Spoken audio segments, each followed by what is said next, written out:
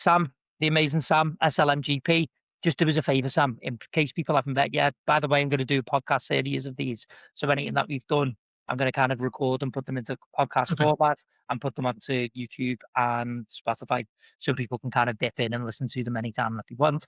So say the past ones that you've done on insomnia, kind of put that on Spotify, and then anyone searching for insomnia, maybe, just maybe, they might come across you.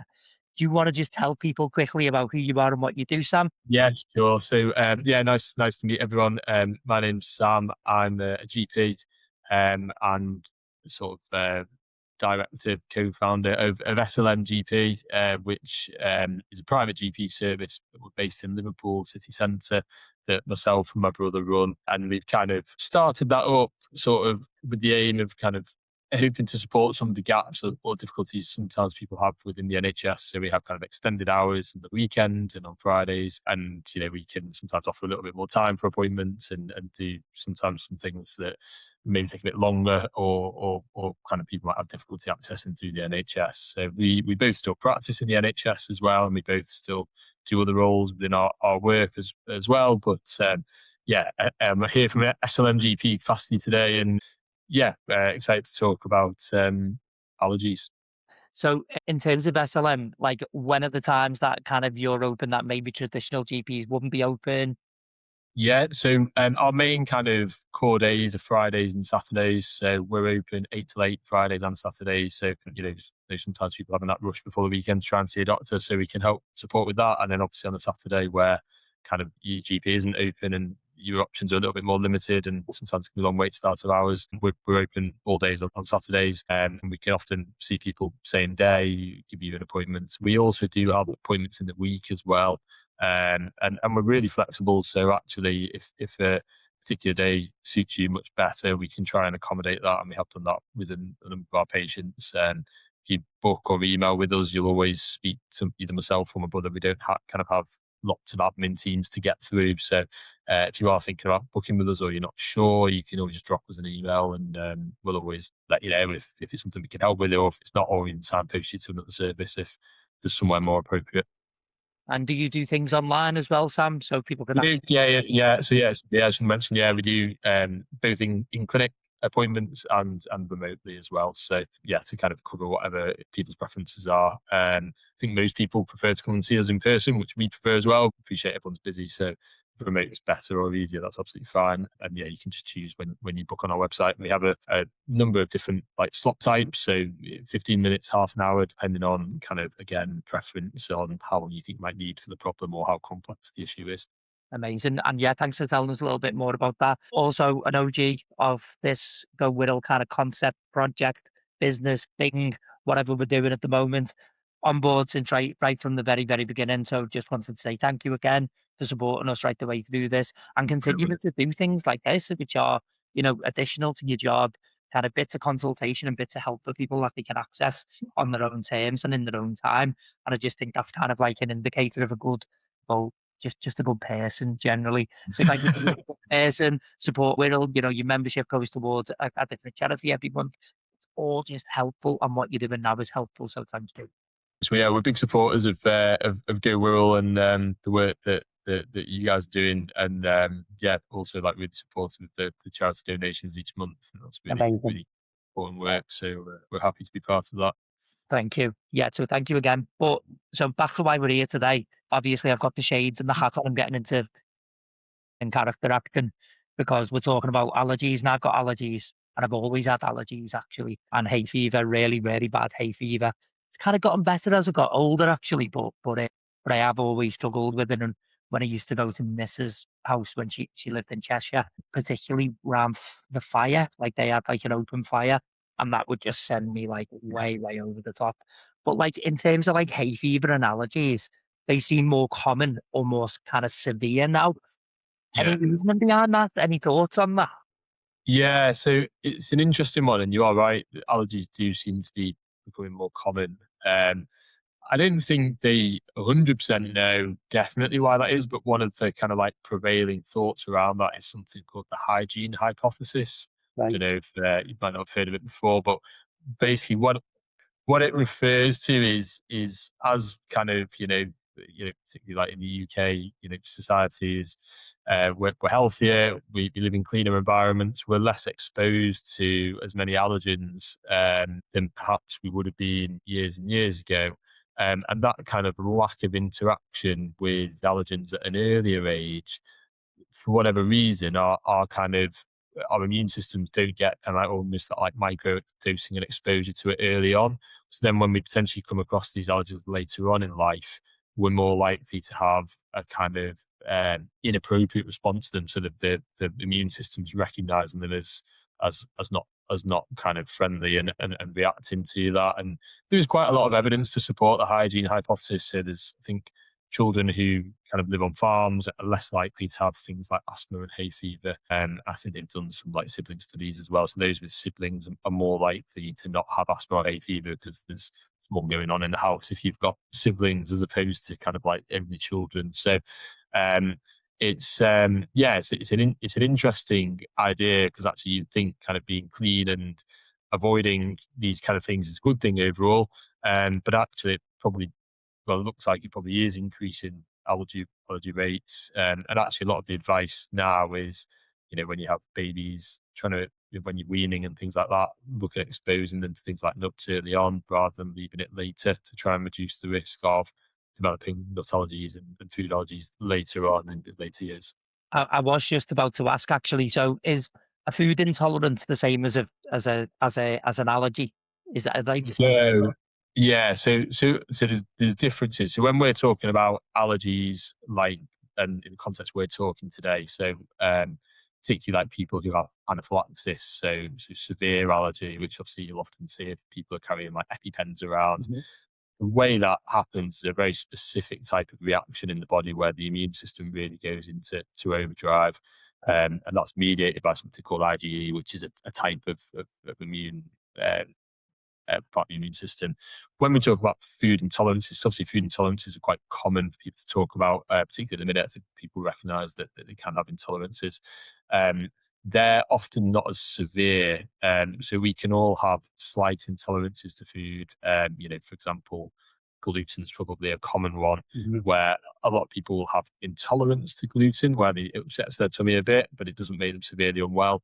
Whereas the other end of the spectrum is people with celiac disease, who have a severe reaction to gluten, in the sense that they can't eat gluten at all. So there's like nuances in the difference description, but you would normally know if you had kind of a severe allergy as opposed to sensitivity, because your symptoms would be much more severe, and those, certainly the anaphylaxis, can't take even a tiny amount of that substance without having a significant reaction, whereas a lot of people with intolerances are able to have some of it, but they might not feel great afterwards, but are otherwise generally okay. What's happening in the body at the time when someone's having this allergic reaction? So say, for example, I can't stop sneezing, or my eyes are watering. Usually, from around, like, I don't know, will be like flowers, or sometimes I get it from like dog hair, cat hair. Just what is going on in the body at that time?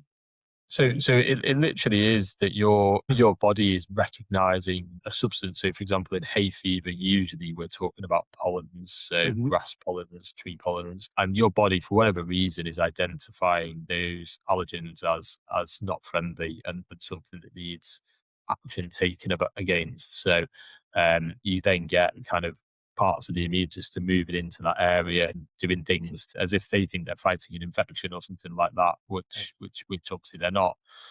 When you have anaphylaxis, that response is much more exaggerated. So you get massive release of things like histamine, which causes actually the body thinks it's fighting something, but actually that then starts to cause a problem, because it makes it difficult to breathe, makes you wheezy, drops your blood pressure, and obviously that's very, very serious and needs urgent medical attention. But for most people, when we're talking about hay fever, we're not talking about that extreme allergy, but the body kind of sort of recognizing these allergens as problems, rather than just being in the environment and nothing to worry about.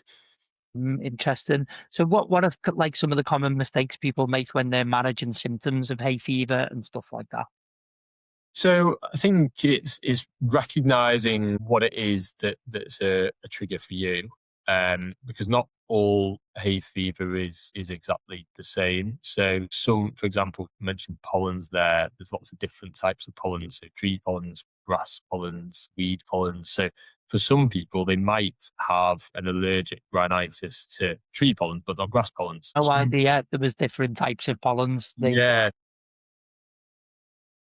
different kind of pollens tend to be more prevalent in different like times of the year. So, for example, grass pollens are like late spring, early summer. Tree pollens are kind of more early to late spring. So you can probably, if you can identify like when your symptoms start, and then sometimes you can get a bit of an idea for that. For some people, when we talk about allergies, there's a very clear trigger. So, for example, I'm allergic to dogs. I know if I go around near a dog, I will get itchy eyes and symptoms after that. So then, practically, if you can avoid the trigger, then doing that can be really helpful. I think another common one that people don't always know about is house dust mites, which live in the house and can contribute to allergies as well. You've got your hand up, Sean. I was just wondering. So obviously, you've got the pollen, and the body is reacting to the pollen, thinking that it's some kind of infection. Yeah, With something like dog hair or cat hair, if I'm around cats, my eyes go really, really puffy. yeah. What is it with cat hair that your body is reacting? It's the exact same thing. It's again recognizing the substance. It's usually, I think, like secreted from the skin and things like that. But it's recognizing that as an allergen as opposed to something that's just nothing to worry about within the environment. So it's the same thing. It's just a different allergen. So rather than it being pollen, it's animal dander instead. And you'll often see people who have allergies are more likely to have a few allergies rather than just one specific thing. So, like you mentioned, obviously you've got hay fever and you're allergic to cats as well. And that probably links in what we talked about before with that hygiene hypothesis. That you're just generally a bit more sensitive to allergens that we come across. So, I guess in terms of going back to the question, what we can do. So, avoidance is obviously the best option if you can avoid it. But I think that kind of links in a bit with understanding what it is exactly that you're allergic to. If you're really not sure, then sometimes we can do like testing to help answer that question. So some places will do skin prick testing where they basically put a small amount of the allergen beneath the skin and look for a reaction. And they'll do that quite a lot in specialist allergy clinics when they're worried about anaphylaxis and get to the bottom of that. Mhm. The other thing that's more readily available from GPs is something called RAS testing, which is a blood equivalent. So you do a blood test and you can choose like what list of allergens you want to check for, and then you look at the response to that allergen in the blood essentially, and that can give you a good indicator. So, for example, if you had hay fever but you didn't know which type of pollen you're allergic to, you could do a panel of pollens and look at your RAS for that and see. And that might obviously hay fever is a difficult one because we can't avoid pollen unless you just lived inside. But it might be useful if you know, well, actually, the pollen I'm allergic to is more early to late spring, and later on is not as bad for me, and then you can correlate that with your symptoms. So that's kind of like the first step if you really are someone who suffers quite badly, and then obviously you are then thinking about the medications to help sort of control the symptoms when they do occur. And what are they? What are those medications? So what might you prescribe someone who So is problem with it? So we talked before, like some of this when you were asking about what's going on in the body, like histamine release. So medications basically that block histamine release. So antihistamines are often very useful in the treatment of all kind of allergic conditions. So you can actually buy a lot of antihistamines over the counter. So people will have come across like once daily ones, so like cetirizine, loratadine. These are all safe to use on a daily basis, and certainly around the hay fever season is no problem to use. There's some newer ones like fexofenadine out, which you can also buy over the counter, which people can find quite useful as well. You can also get when people get the symptoms of hay fever, obviously we kind of allude to like itchy eyes, runny nose, sneezing a lot. So depending on what particular symptom you have, sometimes dictates some of the treatment as well. So if it's kind of more nasal symptoms, you might target some more topical nasal treatments. So either something like a nasal steroid, so a nasal spray, and the way a steroid works is because steroids are generally kind of anti-inflammatory. They help kind of reduce that localized inflammatory response around the nasal area. And because it's only topical, it's kind of not absorbed systemically, so it doesn't really have any major concerns with using that around the rest of the body.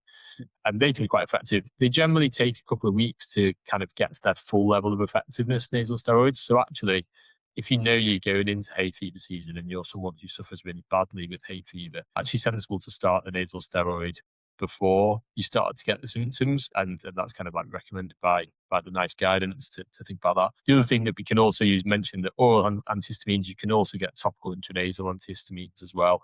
And some of these sprays, you can get like a combination where it's got both in one spray. Those are more prescription medications, but there's ones like Demisto, which has both the nasal steroid and an antihistamine in. And they can be, for most people, quite effective at controlling nasal symptoms. Similarly for eyes, topical treatments for eyes, so probably the most common one we see is sodium kryptonate drops, which you can use up to 4 times a day, and that can help with the itchy and the redness around the eyes, things like that. Yeah, that's what I get really. It's that kind of puffiness and dry eyes and needing to do that all the time. And it's, yeah, it's just pretty annoying. But, before this conversation, I've never really managed my symptoms. I've never thought, when do I get it more than other? I didn't know there Yeah. was different kind of seasons and types. So again, I'll probably kind of look after this a little bit more from now on after this conversation. So I suppose, like, final question really, when should someone seek like treatment for it? Do you think early on rather than Yeah. later? So I think if, for most people, the things that I've mentioned there, you can actually get most of those treatments over the counter. So if you go to any pharmacy, they'll be able to give you advice on sort of options there. Mhm. And if they control your symptoms, then generally that's good. You can carry on with them for the hay fever season, or whenever you get the allergic response for them, and then stop it. Should have mentioned as well, you can also look at the pollen count. On most weather reports have the pollen count on, and they'll tell you the specific types of pollen as well. So again, if you know which one you're allergic to, it can be quite helpful. And I think if it's not controlled with those measures, and you are really struggling, then I think that's more the time to seek medical advice. And there are some other more kind of specialist options for treating hay fever. So occasionally, kind of they'll give like a short course of oral steroids. So we talked about intranasal steroids.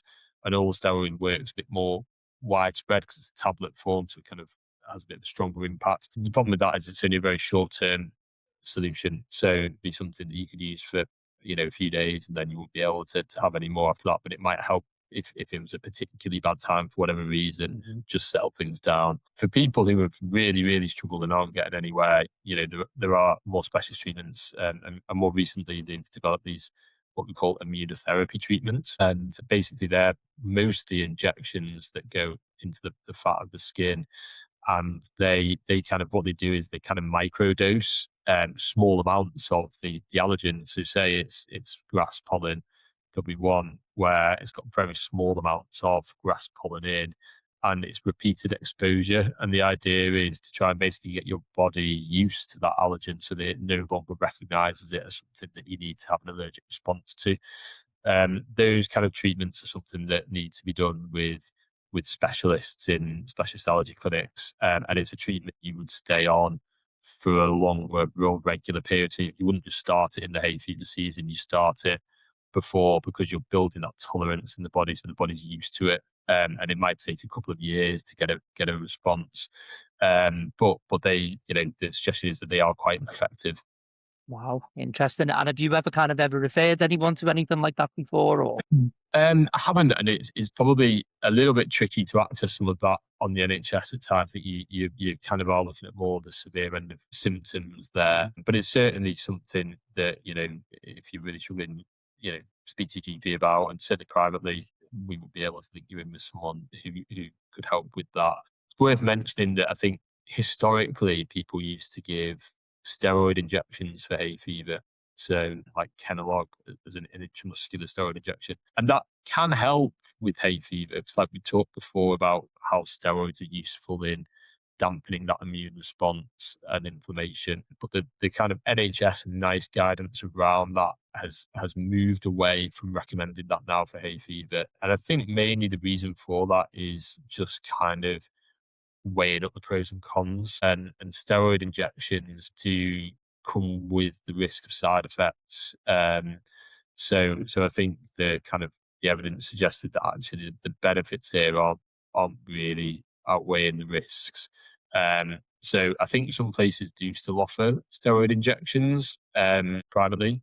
Obviously, if you are considering that and it's been useful for you before, maybe just approach that with a bit of caution and make sure they are assessing you properly. Certainly, anyone who's got immunosuppression or with ill health, you want to be quite careful about that, because obviously if the immune system is suppressed by these kind of things, if you have other conditions, it can obviously impact on that as well. Well, I've learned a lot today. So I kind of I've learned a few things. I've learned that there's different types of pollen. I had no idea. I didn't know that the pollen count that you see breaks down the different types Yeah. of pollen. So I can check the different types of pollen. So I had no idea about that. And I didn't really even ever consider the time of year where I get it. But that might just be me. I'm pretty slow on the uptake sometimes. I'm a day by day type of person. You know what I mean? But hopefully, if people are listening to this, it's like it's kind of triggered some of that thought process for them too. And I think like before we come on, we were talking about maybe that you might come onto the platform and do some drop-ins for people. Yeah, And this might be the type of thing that people could come and drop in and chat to you about before maybe getting treatment. yeah, absolutely. Yeah. Absolutely. Well, just wanted to say thank you for your time, because I know I know you're always busy because of what you do. And yeah, once again, thank you for kind of helping. I'm going to put all of this together into like some kind of podcast series type thing, like a health series, and do that on Spotify and stuff. And yeah, just wanted to thank you for your time, really, and just your continued effort to try and educate people and kind of just inform people about something that they're going through, and put it into terms that people can understand as well. I think that's why I've always enjoyed talking to you, is that you help. But I still talk about insomnia to people now. So That's good. for people who struggle sleeping, or sorry, staying asleep, I'm like, you need to leave the bed. I sound like Dr. Sam. I'm like, so I spread that Yeah, message. well, it's these problems, like you say, you can always identify people or come across people who have these problems. So Yeah, if it's helping people with some useful advice, that's great. And yeah, thanks again for having me, and for all your work, Sean. It's always good to be on to chat about these things, and yeah, certainly the drop-in sessions is something we'll look at. And if that's kind of interest for people, that's absolutely fine. We can do that and offer some advice. A couple of weeks or something like that. amazing. Thank you as always. I'll speak to you. Great. Thank you so much. Bye. Bye. See you.